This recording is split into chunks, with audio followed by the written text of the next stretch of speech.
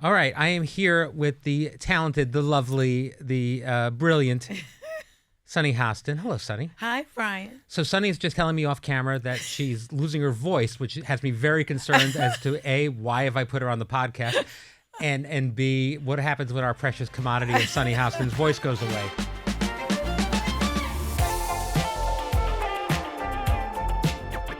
It's been so hard for me, actually.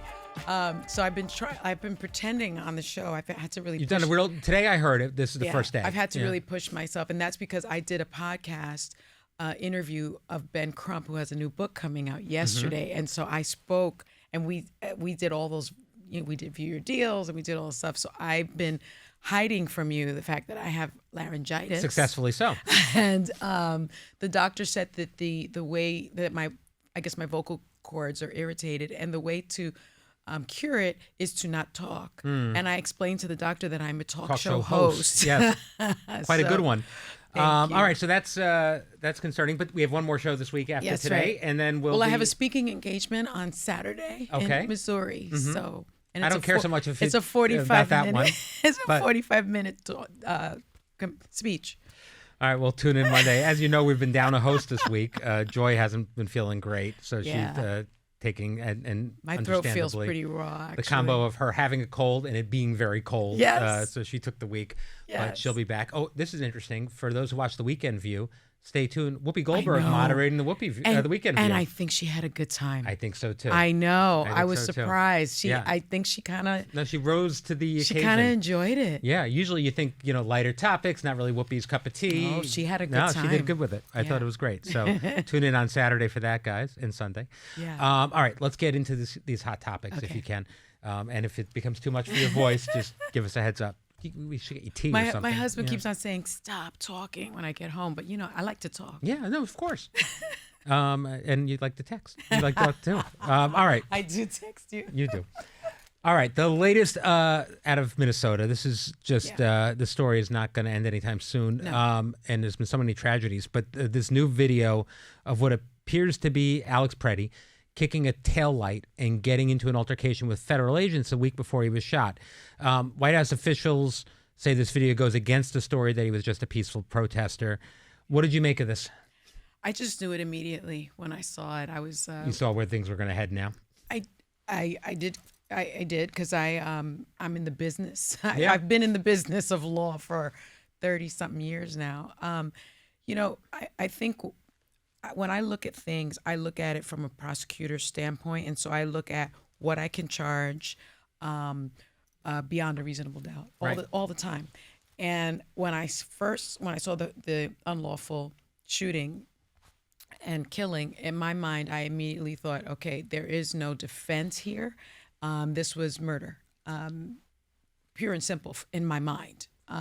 But and generally in a murder case, there are no witnesses, right? Especially to domestic violence cases. But there are witnesses now because you've got all the videos. But then this new video comes out that shows that he was capable of committing a crime and capable of aggression. And kicking out a taillight of a law enforcement vehicle I think raises the stakes of criminality, because most people know that you cannot spit on a police officer because that's an assault. And you certainly can't damage a police vehicle because that is a crime. And the fact that he did that tells me that the agents who knew that would treat him differently because he would be perceived as an aggressive person. Right. And so that immediate, and what you're speaking legally right now, as opposed just legally, to not your opinion of what happened. Not my opinion. But no. How they would put a case together. I don't think that that his killing was justified. I think it's a murder. But the defense to murder is self-defense, right? It's almost the only defense. It's almost really. And it's almost a complete defense, actually.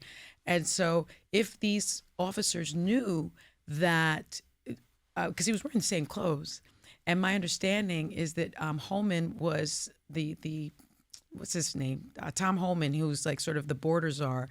He has a database of agitators, what he calls agitators or protesters that can be aggressive and are non-peaceful. And they're taking pictures of them with facial recognition. And they're actually also showing up at some of their homes, and they've had their addresses. So if that happened 11 days before, they had time to collect his information. They certainly had time to get his address. And when he was killed, he was wearing the same clothing, some of the same clothing. And so so it's funny. It's a foreseeable defense in my mind that a defense attorney or a defendant would say, I feared for my life because I had seen him be aggressive before. I thought, and whether he did or not, it's a defense he probably would use. I believe so, and that's so true. Or any lawyer would use. Any lawyer would use it, and so that's unfortunately what I saw, which is what I mentioned on the show today.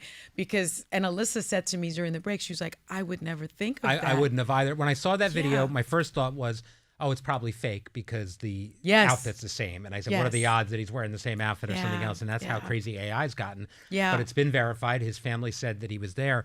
Yeah. And then my reaction to it then was, well, it still doesn't justify what happened. Right. But it's unfortunate because people are going to weaponize this to attack him. Yeah. And it is possible, because there's been reporting on it, that he became part of that database, and that the agents shared that information, or some of the very same agents were involved, and they can argue that they fear for their lives. Well, I never would have thought of it that way, and it's another reason why what you bring is so important to the show. Brian. But you mentioned border czar Tom Homan. He's now in Minneapolis, and he says he will stay there until the problem's gone. He's had productive talks with Governor Walz, which is great, and Minnesota Attorney General Keith Ellison.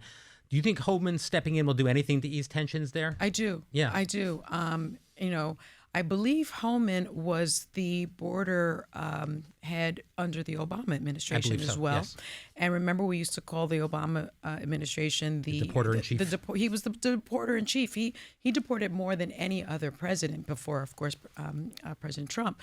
So he knows how to do this effectively. He knows how to do this nonviolently. Mm-hmm.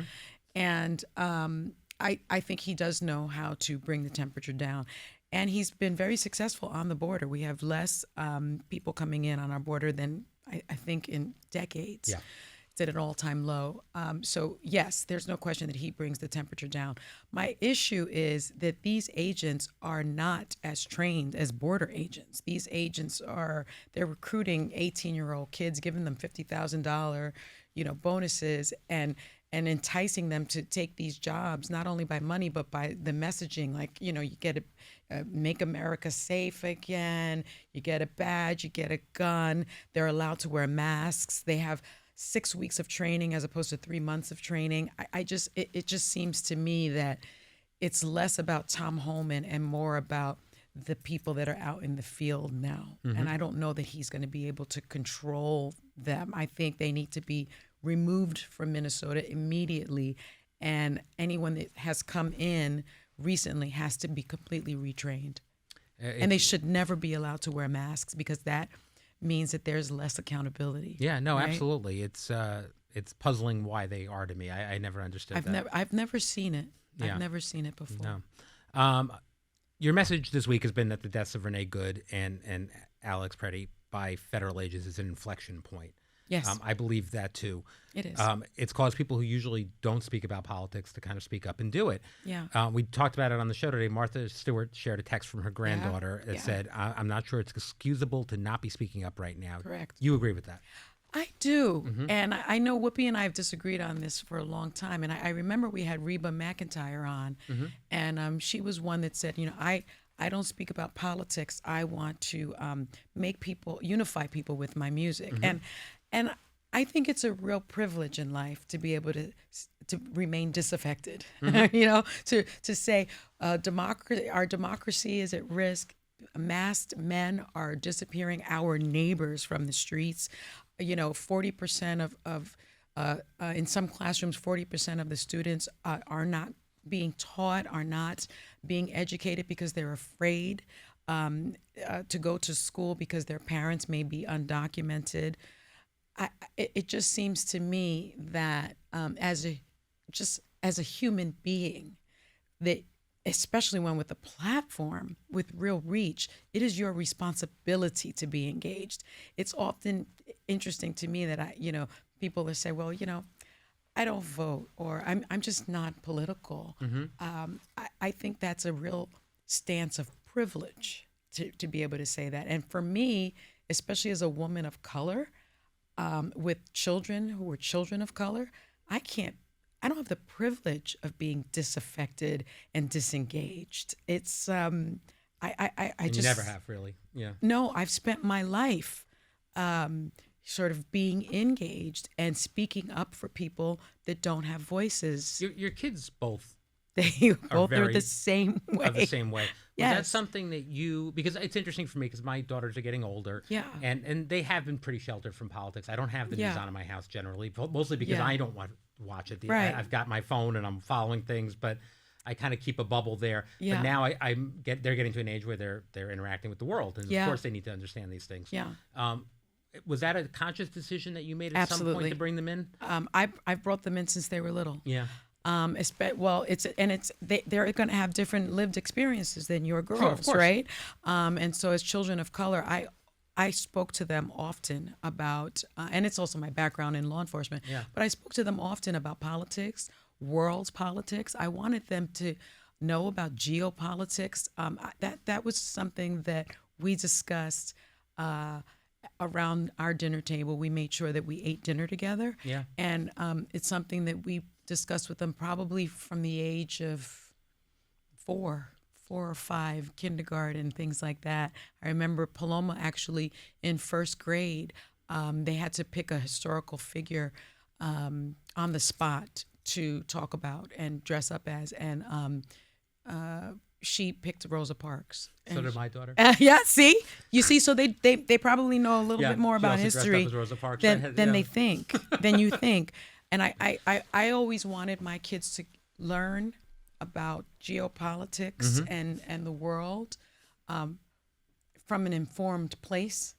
And so I also had them read the New York Times. Well, that's really great. Pretty early on. That's really good. And I think I would and like be engaged citizens. Yes. Because they have rights that other people don't have in other countries, and they must exercise. They must know them and exercise them. I think that's right, and I think it's a different kind of a privilege as a kid to not have these things affect you and know things. And by the but way, it's Brian, we're raising kids that are in a certain socioeconomic space, and that's a real privilege as well. I grew up in poverty, and so I think when you have kids of means that come from that have all these resources, it is a responsibility for them to do community service, to help people that have less than they have. Agreed. And also be aware that there are people that don't have running water, people that can't afford groceries, people that go to bed that are unhoused, people that are hungry, and that they have pretty good lives, and they have to give back to the community because of their privilege. Well, being engaged is different than the other conversation we have here a lot, which is about escaping occasionally and allowing yourself joy and finding that. And you still do that. I know that. I definitely still do that. And you have to be informed, so you can't. I can't unplug. But what do you and Manny do to have fun and escape this a little bit? We are movie buffs. We love that, and we line dance. But so we take line dancing classes. I saw. Yeah. We do that. Some video. Yeah. And we've been doing this for, let's see, we've been dating, 30 years. It'll be 30 years in August. We'll be married 28 years, and we got engaged 30 years ago. And we have movie and margarita night every Friday. I think we're doing that tomorrow night. Yeah, right? Yeah. We do it every Friday. Yep. And now that they're streaming and stuff, so we do it at home sometimes, but we make drinks at home and we make truffle popcorn and we watch a movie together. And that's something that allows us to unwind. He sometimes likes to see, like, blow him up, smash him up, dystopian movies. That's not a getaway. I like a rom-com. Sure. So we have to agree on the movie, but we do that. And I will take a movie aside and not watch it if I think it's something we'll both like, and I try to save it for those moments.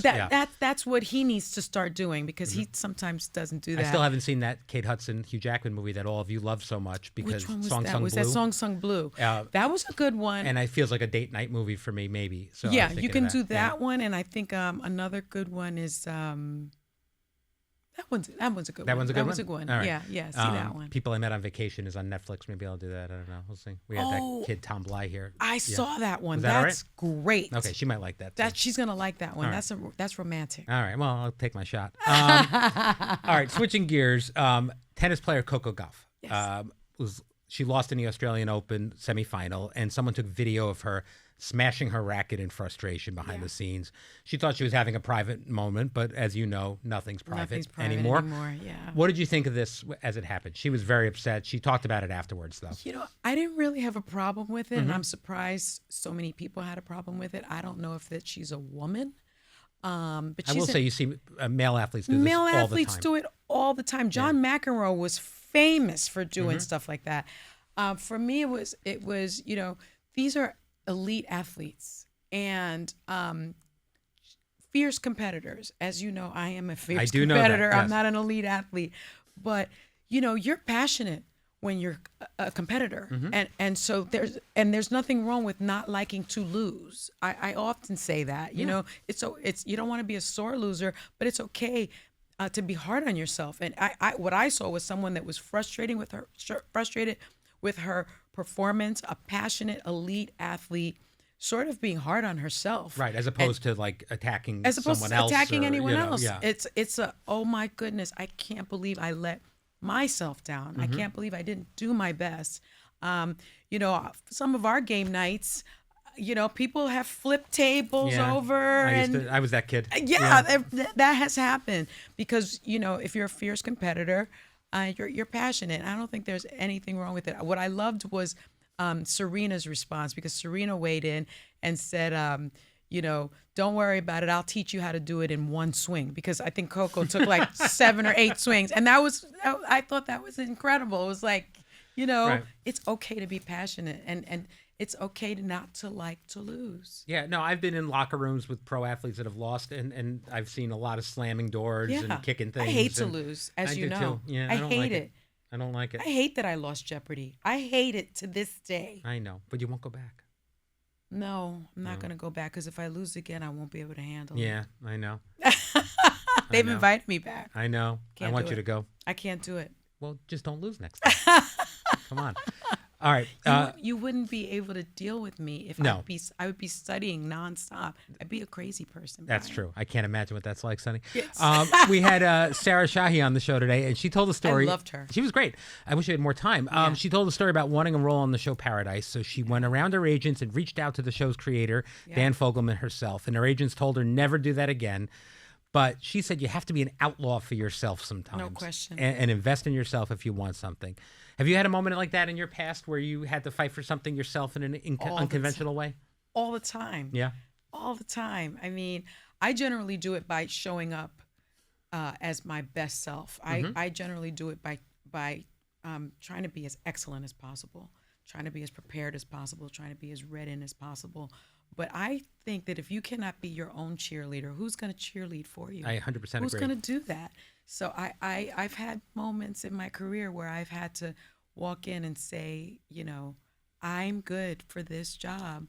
Why aren't you giving me more opportunity? I've done it at ABC many times. And it's paid off. And it's paid off for me. I've gone into your office and said, I want to do this. I think I deserve this. Absolutely. I will say, occasionally we'll have kids come in who are in college or talking. And the one thing I always say to them is you have to take those opportunities. And I said, you can't bluff. Here's the thing. I'd say at least 3 or 4 times in my career. Yeah, come with it. At least 3 or 4 times in my career, I've had to go into my boss and say, I need this to happen. And if it doesn't happen, I'm going to have to move on. Yeah. And I think 2 of the times they said absolutely, and 2 of the times said sorry, we can't do it, and you got to move on. And that happens. It does happen. It's got to be. But you got to invest in yourself and bet. And I don't regret any of them. I don't regret even the ones where they said, "Nice working with you." Yeah, it means it was time for you to go. Yeah.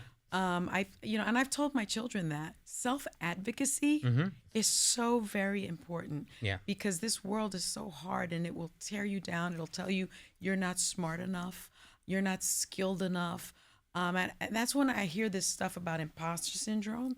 We've discussed that. I don't have that because I know how hard I've worked to get where I'm at. I've had people say, I don't believe you're a real lawyer. Well, you better damn well believe that I am. I worked really hard to get where I am. So I don't suffer from that. No, I mean, and I think that's a superpower not to suffer from it. Yeah. I mean, I have less of it as I get older, but I've definitely felt it throughout my career. No. You're a damn good producer, and that's why you're the executive producer of The View. No one can take that away from you. Yeah. No one wants it. To be well, no one wants your job. I tell you that all the time, Brian. I would not want your job. The best thing about my job is nobody wants it. No one wants this job. No. I mean, dealing with 6 opinionated, passionate, stubborn women who by design don't agree with each other. Who by design do not agree with each other. Yes, but I feel very lucky. All right, before we go, there was a story on the Hot Topics list from someone who said this. Anyone who is tempted to start a conversation with a stranger in the elevator, please don't. And now I heard you call this peopleizing. Is that correct? I do. Do you like talking to strangers? It depends on where my social battery is at. I'm a people person, so people intrigue me. Yes. And so I talk a lot. I talk to I know the security, as you know. Yeah. I know everyone's and you know name what's going in on the in building. their businesses pretty much. I know everybody's business. I'm very curious. And so I am the person that may say, where'd you get those shoes from? That's where I've seen you do it. Or admire someone's jewelry. I do that. Or I say, you okay today? Like if someone looks down. That's nice. I do that. But sometimes I get tired of peopleizing. I do. What about when people do it to you? I mean, are you ever not in the mood to talk to somebody? I always talk. I always talk. I think it's rude not to. But there are times when I don't feel like peopleizing. Yeah. And you'll get a kick out of this. I have a good close friend who is giving a Super Bowl party. And Bad Bunny is performing. And so I'm not really that interested in the football part of it, but I love the commercials, and I cannot wait to see Bad Bunny perform. I have to get you into gambling. I think you'd like that. I know, I may like that, but I don't know. I don't like losing money. So, fair. Yeah. But she's having like 30 to 40 people at her house. That's a lot.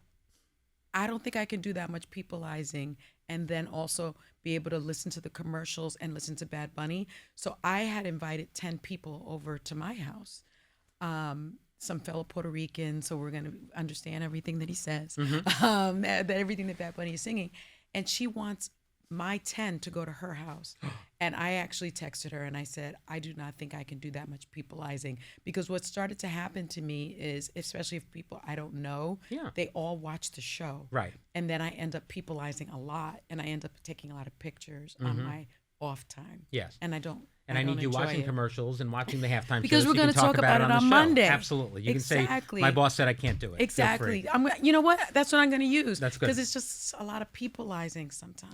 I mean, I think that's what makes you a good talk show host, is the actual genuine curiosity you have for people. I like people. And I think that's helpful.